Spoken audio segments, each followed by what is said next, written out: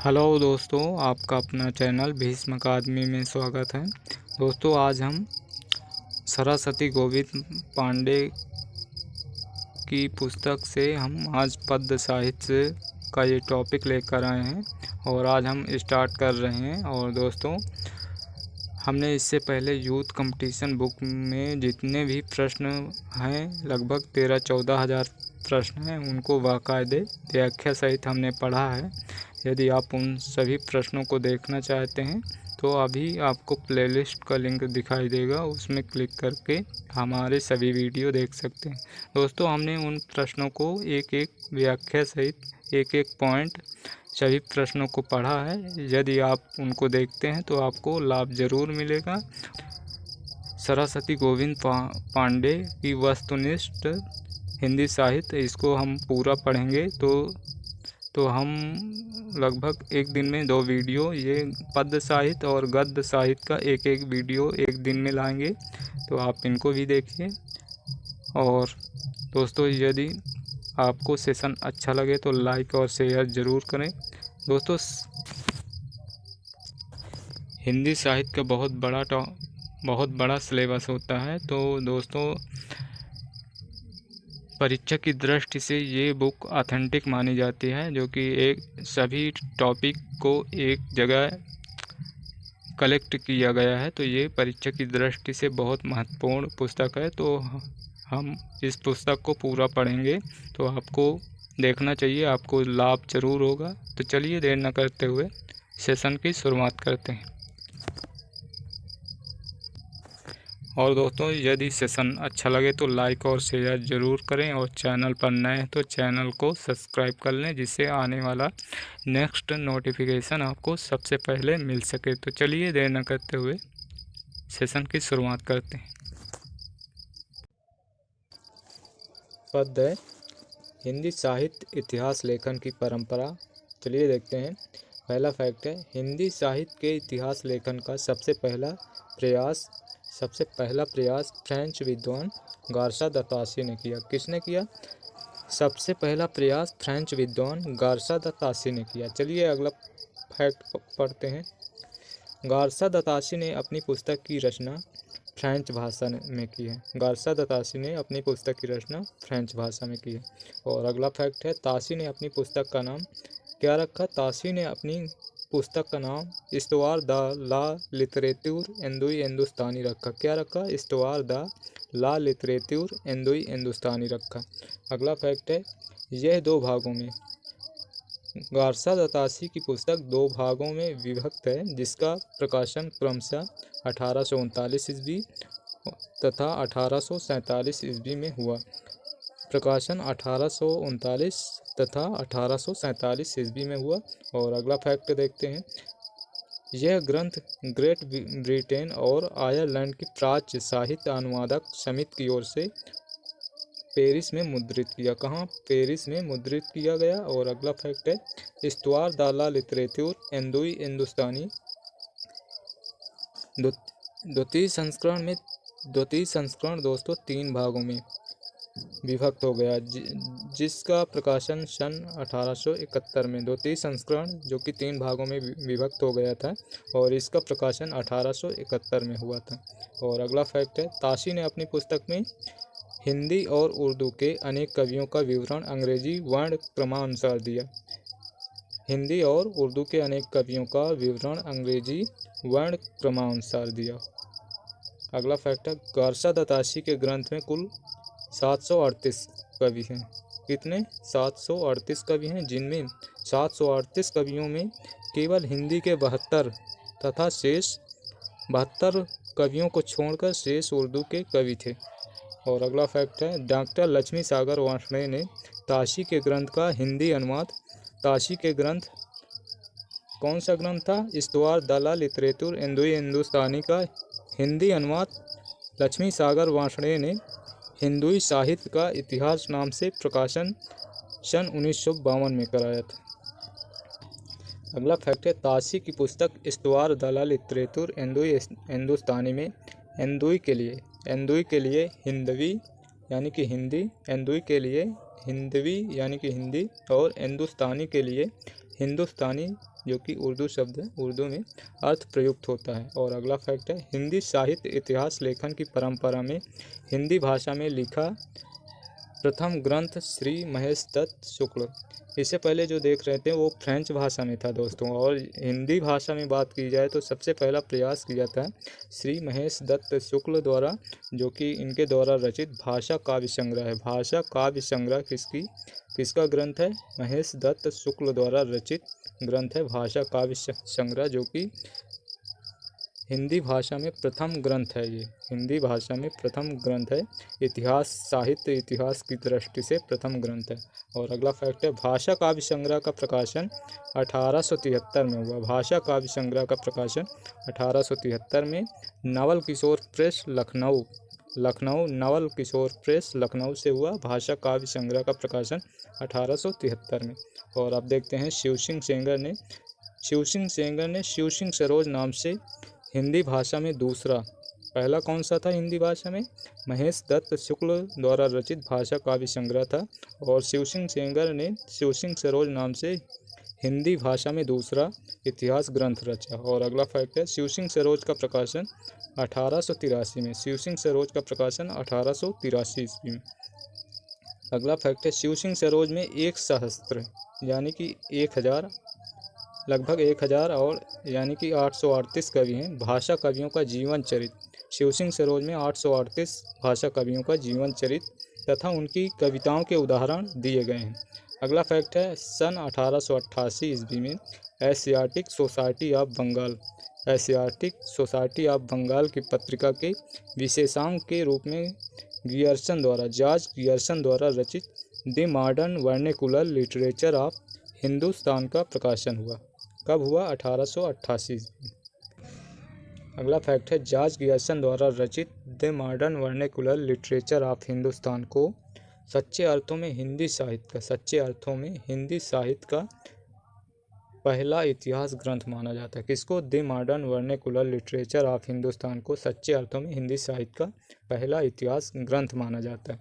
और अगला फैक्ट है गियर्सन ने अपने ग्रंथ the modern vernacular literature of Hindustan में 952 कवियों को शामिल किया। और अगला फैक्ट है डॉक्टर किशोरी लाल गुप्त ने the modern vernacular literature of Hindustan का हिंदी साहित्य का प्रथम इतिहास शीर्षक से अनुवाद हिंदी में किया, जिसका प्रकाशन हिंदी साहित्य का प्रथम इतिहास का प्रकाशन 1957 ईस्वी में किया। अगला फैक्ट है गियर्सन ने कवियों और लेखकों का कालक्रमानुसार वर्गीकरण तथा उनकी प्रवृत्तियों यानी कि विशेषताओं को स्पष्ट किया। अगला फैक्ट है विभिन्न युगों की काव्य प्रवृत्तियों की व्याख्या करते हुए उनसे संबंधित सांस्कृतिक परिस्थितियों व प्रेरणा स्रोतों का उद्घाटन किया। और इसके बाद प्रस्तुत ग्रंथ को विभिन्न कालखंडों में विभक्त किया तथा प्रत्येक अध्याय काल विशेष सूचक हैं। अगला फैक्ट है जॉर्ज गियर्सन ने पहली बार हिंदी साहित्य का भाषा की दृष्टि से क्षेत्र निर्धारण करते हुए संस्कृत, प्राकृत एवं अरबी फारसी मिश्रित उर्दू को उससे पृथक किया यानी कि अलग किया। अरबी फारसी मिश्रित उर्दू को उससे अलग किया। अगला फैक्ट है हिंदी साहित्य के विकास क्रम का निर्धारण चारण काव्य, धार्मिक काव्य, प्रेम काव्य, दरबारी काव्य के रूप में किया गया। अगला फैक्ट है 16वीं 17वीं शताब्दी के युग भक्तिकाल को हिंदी का स्वर्ण युग मानना गियर्सन की महत्वपूर्ण उपलब्धि। तो भक्तिकाल को स्वर्ण युग सबसे पहले जॉर्ज गियर्सन ने माना है। अगला फैक्ट है मिस्र बंधु विनोद ये रचना मिस्र बंधुओं की है और ये इतिहास ग्रंथ है।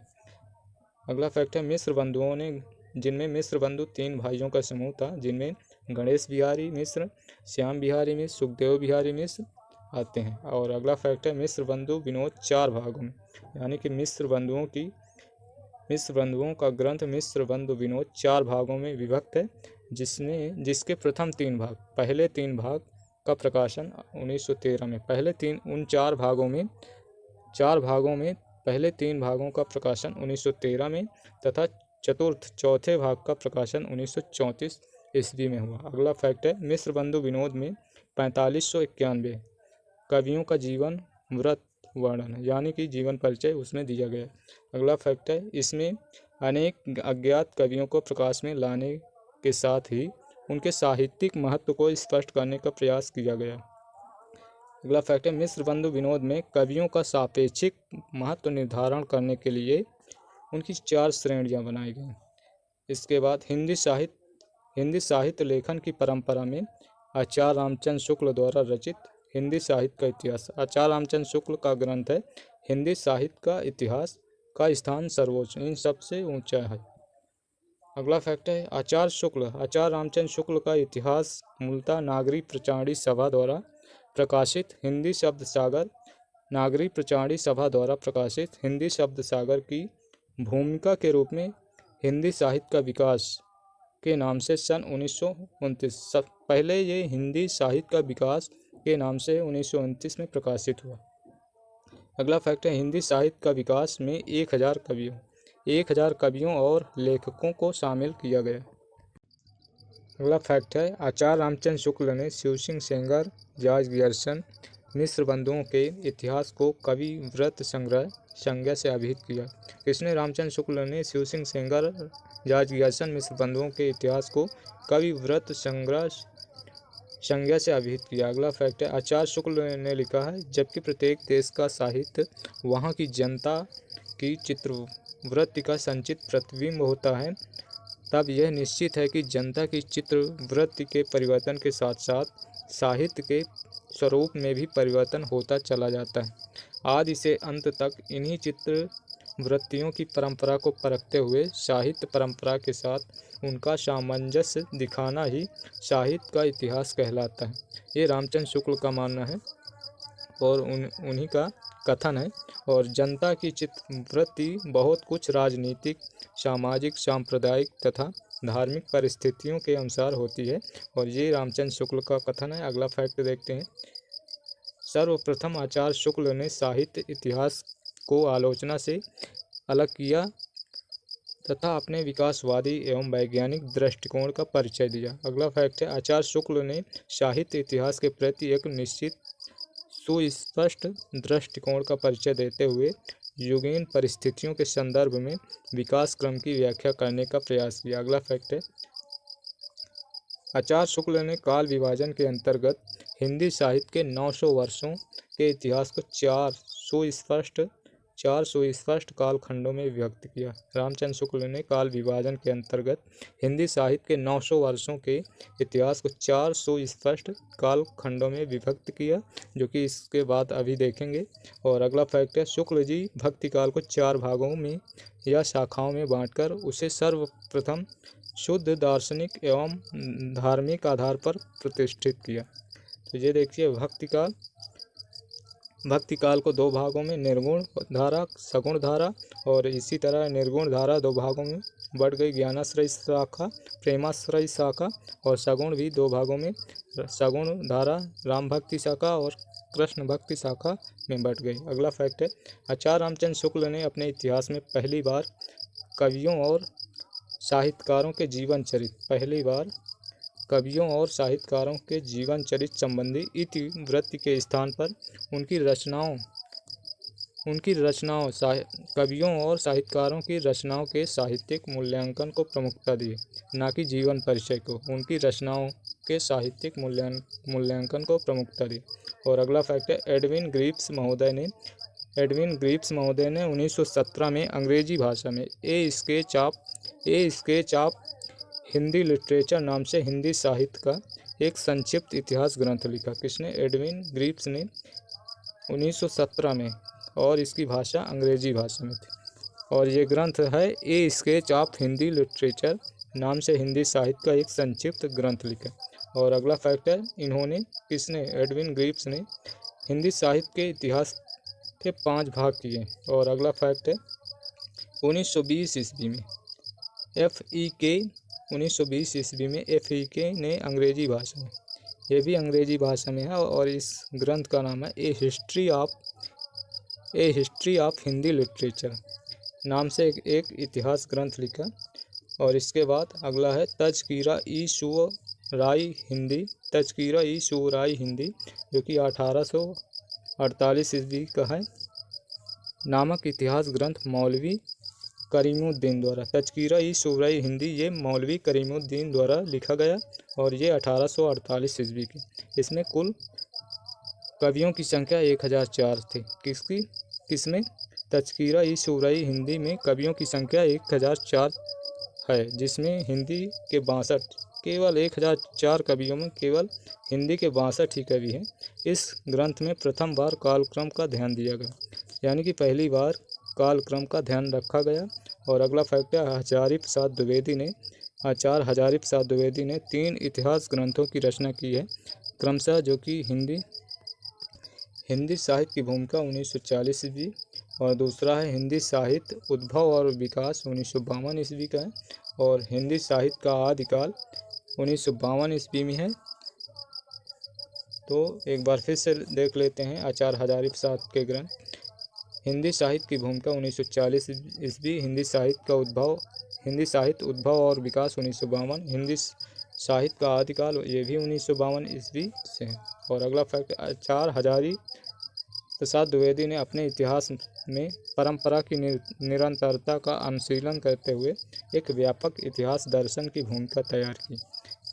और इसके बाद डॉक्टर रामकुमार वर्मा ने हिंदी साहित्य का आलोचनात्मक इतिहास, ये डॉक्टर रामकुमार वर्मा का है, हिंदी साहित्य का आलोचनात्मक इतिहास, जो कि 1938 ईस्वी का है, नामक पुस्तक लिखी। किसने? रामकुमार वर्मा ने हिंदी साहित्य का आलोचनात्मक इतिहास 1938 ईस्वी में लिखा। और अगला फैक्ट है, हिंदी साहित्य का आलोचनात्मक इतिहास का प्रकाशन 1938 ईस्वी में हुआ। इसके बाद डॉक्टर रामकुमार वर्मा ने अपने इतिहास ग्रंथ में 693 ईस्वी से 1693 ईस्वी तक की काल अवधि अर्थात संधिकाल से लेकर भक्तिकाल तक की अवधि को ही लिया। कितना समय? 693 ईस्वी से 1693 ईस्वी तक का समय बांटा। अगला फैक्टर, डॉक्टर वर्मा ने संपूर्ण ग्रंथ को 7 प्रकरण में, यानी कि अपने हिंदी साहित्य का आलोचनात्मक इतिहास को 7 प्रकरण में विभक्त किया। डॉक्टर वर्मा ने स्वयंभू को जो कि अपभ्रंश के सबसे पहले कवि, स्वयंभू अपभ्रंश के सबसे पहले कवि हैं और हिंदी का पहला कवि मानते हुए हिंदी साहित्य का आरंभ 693 ईस्वी से स्वीकार किया। डॉक्टर रामकुमार वर्मा ने स्वयंभू को हिंदी का पहला कवि मानते हैं और इनका समय है 693 ईस्वी, और ये स्वयंभू अपभ्रंश के सबसे पहले कवि माने जाते हैं। इन्हीं को डॉक्टर रामकुमार वर्मा ने हिंदी का पहला कवि माना है। अगला फैक्ट है, नागरिक प्रचारणी सभा में हिंदी साहित्य का वृहत इतिहास का प्रकाशन 16 खंडों में। किसमें? नागरिक प्रचारणी सभा में हिंदी साहित्य का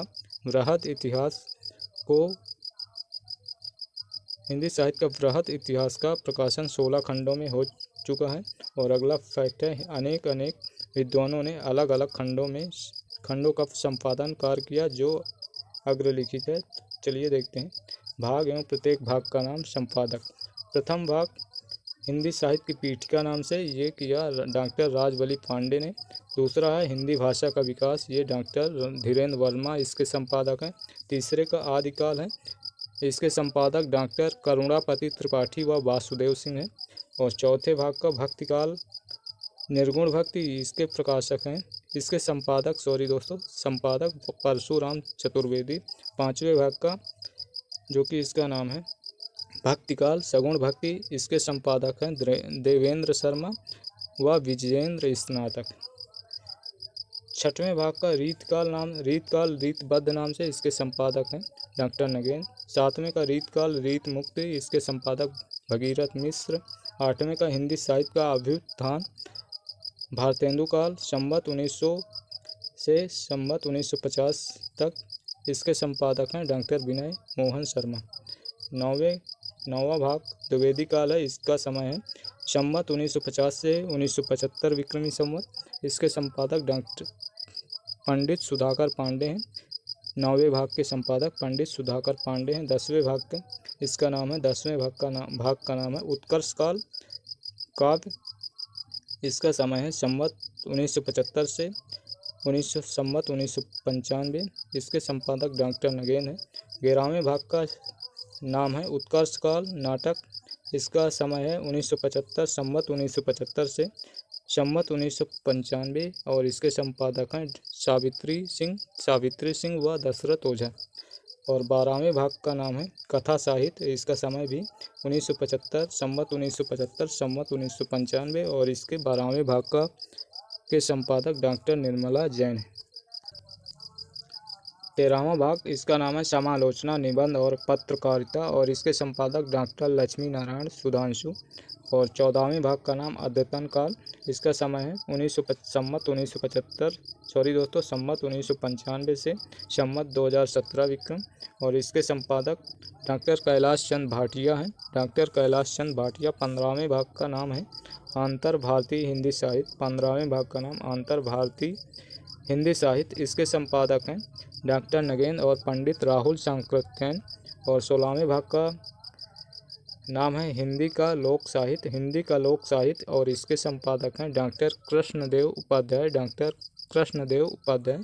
और अगला फैक्टर, डॉक्टर धीरेन्द्र वर्मा ने विभिन्न विद्वानों के सामूहिक सहयोग से हिंदी साहित्य नामक इतिहास ग्रंथ का संपादन किया। किसने? धीरेन्द्र वर्मा ने हिंदी साहित्य नामक इतिहास ग्रंथ का संपादन कार्य किया। और अगला फैक्टर, इस ग्रंथ में संपूर्ण हिंदी साहित्य को 3 कालों में, इसमें हिंदी साहित्य में 3 कालों यानी कि आदिकाल, मध्यकाल और आधुनिक काल में विभक्त करते हुए प्रत्येक काल की काव्य परंपराओं का विवरण अविच्छिन्न रूप में प्रस्तुत किया। और अगला फैक्ट है हिंदी साहित्य इतिहास संबंधी प्रमुख ग्रंथ तथा रचनाकार। तो चलिए देखते हैं। हिंदी काव्य धारा ये 1944 ईस्वी और इसके रचनाकार हैं पंडित राहुल सांकृत्यायन का है। हिंदी काव्य धारा ये राहुल सांकृत्यायन का है। और दूसरा है हिंदी साहित्य का इतिहास, ये 1973 ईस्वी का है। हिंदी साहित्य का इतिहास ये 1973 ईस्वी, ये संपादक रहे डॉक्टर नगेन। और अगला है हिंदी साहित्य का वैज्ञानिक इतिहास। हिंदी साहित्य का वैज्ञानिक इतिहास ये 2 भाग में है। प्रथम भाग व द्वितीय खंड 1965 ईस्वी में संपादित है और ये डॉक्टर गणपत चंद्र गुप्त का है, हिंदी साहित्य का वैज्ञानिक इतिहास। और अगला है हिंदी साहित्य का अतीत, ये भी 2 भागों में है और इसके रचनाकार हैं आचार्य विश्वनाथ प्रसाद मिश्र। और अगला है हिंदी साहित्य और संवेदना का विकास। 5वां है हिंदी साहित्य और संवेदना का विकास। इसका रचनाकाल है 1986 और हिंदी साहित्य और संवेदना का विकास ये है डॉक्टर रामस्वरूप चतुर्वेदी की। और 6वां है साहित्य का इतिहास दर्शन, ये डॉक्टर नलिन बिलोचन शर्मा का है। हिंदी साहित्य का इतिहास दर्शन। 7वां है हिंदी भाषा का विकास। ये 1924 ईस्वी का है और ये डॉक्टर श्याम सुंदर दास का हिंदी भाषा का विकास 1924 ईस्वी। अगला है 8वां हिंदी भाषा और साहित्य 1930 ईस्वी, ये भी श्याम सुंदर दास। हिंदी भाषा का विकास 1924, हिंदी भाषा और साहित्य 1930 ईस्वी, ये दोनों श्याम सुंदर दास के हैं। और इसके अलावा हिंदी कोविद रत्नमाला, ये भी श्याम सुंदर दास के।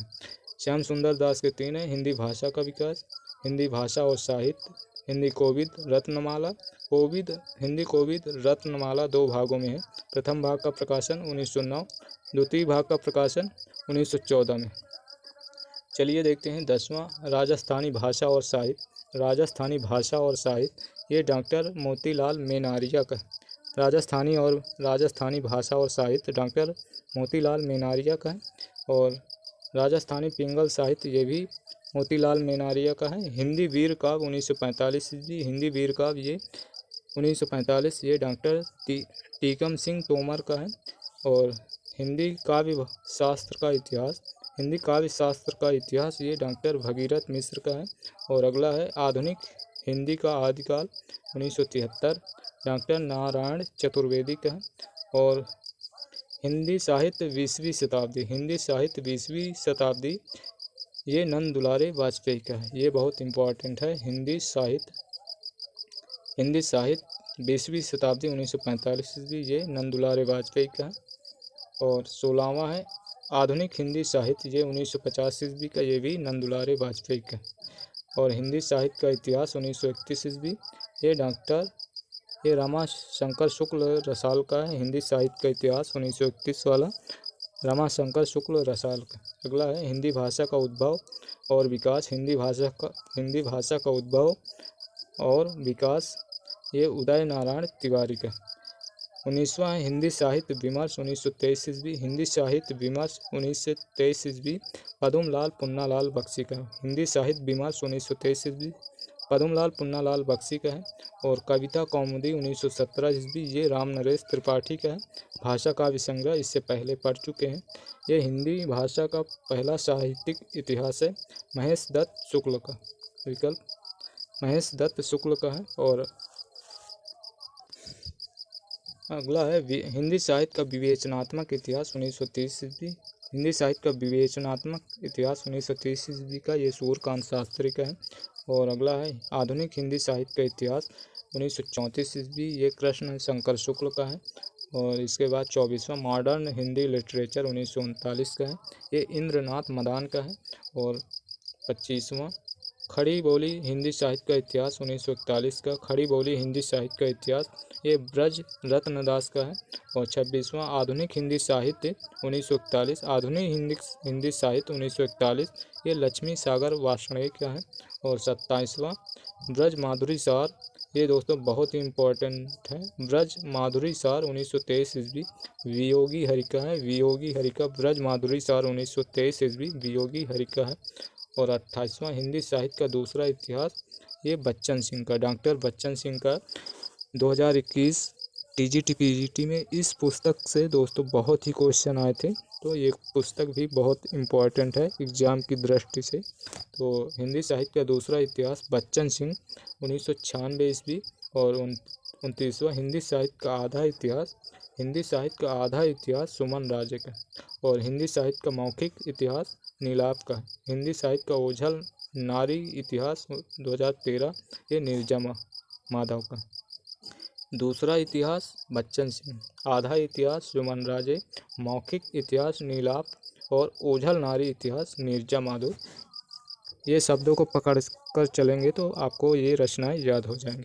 चलिए देखते हैं आगे हिंदी साहित्य काल विभाजन और नामकरण। तो चलिए देखते हैं जॉर्ज गियर्सन का काल विभाजन देख लेते हैं। जॉर्ज गियर्सन का पहला चारण काल है और इसका समय है 700 ईस्वी से लेकर 1300 ईस्वी तक चारण काल को माना है। दूसरा है 15वीं सदी का धार्मिक पुनर्जागरण, 15वीं सदी का धार्मिक पुनर्जागरण। तीसरा है जायसी की प्रेम कविता, तीसरा है जायसी की प्रेम कविता। चौथा है ब्रज का कृष्ण संप्रदाय, ब्रज का कृष्ण संप्रदाय, ये चौथा है। पांचवा है मुगल दरबार। छठवां है तुलसीदास। सातवां है रीत काव्य। आठवां है तुलसी के अन्य परवर्ती, यानी कि बाद के, तुलसी के बाद के कवि। नौवां है 18वीं शताब्दी। 10वां है कंपनी के शासन में हिंदुस्तान, यानी कि जब कंपनी का शासन था उस समय का हिंदुस्तान के बारे में दिया। 11वां है महारानी विक्टोरिया के शासन में हिंदुस्तान, यानी कि 1857 के बाद। अगला फैक्ट है जॉर्ज गियर्सन ने सर्वप्रथम हिंदी साहित्य के आरंभिक काल को चारण काल नाम दिया। गियर्सन ने चारण काल के अंतर्गत 9 कवियों को रखा। गियर्सन ने चारण काल के अंतर्गत 9 कवियों को रखा, जो कि इस प्रकार हैं। पुष्य कवि खुमाण सिंह, केदार कुमार पाल, अनन्यदास चंद, जगनीक, जोधराज, सारंगधर का उल्लेख किया। ये 9 कवि हैं। पुष्य कवि खुमाण सिंह, केदार कुमारपाल, अनन्यदास चंद, जगनीक, जोधराज, सारंगधर का उल्लेख किया। अगला है फैक्ट है गियर्सन ने अपने इतिहास में केवल प्रवृत्तिगत काल विभाजन किया। और अगला फैक्ट है गियर्सन ने कालों का नामकरण एक आधार पर नहीं किया। तो चलिए अब देखते हैं मिस्र बंधुओं का काल विभाजन। मिस्र बंधुओं की रचना थी मिस्र बंधु विनोद, जो कि 1883 ईस्वी में प्रकाशित हुई थी। 1883 ईस्वी में मिस्र बंधु विनोद। तो चलिए देखते हैं प्रारंभिक काल। पहला ये इन्होंने माना है प्रारंभिक काल को 2 भागों में विभाजित किया। पूर्व प्रारंभिक काल, उत्तर आरंभिक काल। तो पूर्व प्रारंभिक काल का समय है 700 से 1300 विक्रम संवत तक, पूर्व प्रारंभिक काल। और अब देखते हैं उत्तर आरंभिक काल का समय 1344 से 1444 विक्रम संवत। अब देखते हैं दूसरा माध्यमिक काल। माध्यमिक काल को भी इन्होंने दो भागों में बांटा, पूर्व माध्यमिक काल, प्रौढ़ माध्यमिक काल। अब देखते हैं पूर्व माध्यमिक काल का समय 1445 ईस्वी से 1560 विक्रमी संवत। और प्रौढ़ माध्यमिक काल, इसका समय है 1561 से 1680 विक्रम संवत। ये हुआ माध्यमिक काल। अब देखते हैं अलंकृत काल। अलंकृत काल, तो इसको भी दो भागों में बांटा है, पूर्व अलंकृत काल और उत्तर अलंकृत काल। तो पूर्व अलंकृत काल का समय देख लेते हैं, 1681 से 1790 विक्रम संवत, विक्रम संवत में है दोस्तों। और उत्तरा अलंकृत काल, इसका समय है 1791 से 1889 विक्रम संवत। चौथा है परिवर्तन काल, इसका समय है 1890 से 1924 विक्रम संवत, 1890 से 1924 विक्रम संवत परिवर्तन काल। पांचवा है वर्तमान काल, इसका समय है 1926 विक्रम संवत से अब तक, वर्तमान काल 1926 विक्रम संवत से अब देखते हैं रामचंद्र शुक्ल का काल विभाजन। रामचंद्र शुक्ल का काल विभाजन, पहला है आदिकाल, इन्होंने दोहरा नामकरण किया है। आदिकाल का नाम वीरगाथा काल भी रखा है, और इसका समय है संवत 1050 से 1375 संवत तक। दूसरा है पूर्व मध्यकाल, पूर्व मध्यकाल जो कि इसका नाम भक्ति काल रखा है, इसका समय है संवत 1375 से 1700 संवत। तीसरा है उत्तर मध्यकाल, इसका नाम रीत काल भी रखा है, संवत 1700 से 1900 संवत तक। चौथा है आधुनिक काल, इन्होंने 4 भागों तक बांटा है। चौथा आधुनिक काल, गद्य काल जो कि इसका नाम रखा है, संवत 1900 ईस्वी से संवत 1900 से संवत 1984। अब देखते हैं डॉक्टर रामकुमार वर्मा। डॉक्टर रामकुमार वर्मा का काल विभाजन, पहला इन्होंने संधि काल नाम रखा, इसका समय रखा है संवत 750 से 1000 विक्रम संवत तक। दूसरा है चारण काल, संवत 1000 से 1375 विक्रमी संवत, चारण काल का समय। तीसरा है भक्ति काल, इसका समय है संवत 1375 से 1700 विक्रम संवत। चौथा है रीत काल, इसका समय है रखा है इन्होंने रामकुमार वर्मा ने संवत 1700 से संवत 1900 विक्रमी संवत। पांचवा है आधुनिक काल, इसका समय है संवत 1900 से अब तक। और इसके बाद अब देखते हैं डॉक्टर गणपत चंद्र गुप्त का काल विभाजन। इन्होंने पहले भाग का नाम आदिकाल रखा, इसका समय है सन 1184 से 1350। दूसरे का नाम रखा है पूर्व मध्यकाल, इसका समय इन्होंने रखा है सन 1350 से 1600 ईस्वी। तीसरे काल का नाम रखा उत्तर मध्यकाल, इसका समय रखा है 1600 से 1857 ईस्वी। चौथे काल का नाम रखा आधुनिक काल, और इसका समय रखा सन 1857 से अब तक। अब देखते हैं डॉक्टर नगेन द्वारा संपादित ग्रंथ हिंदी साहित्य का इतिहास के अनुसार काल विभाजन।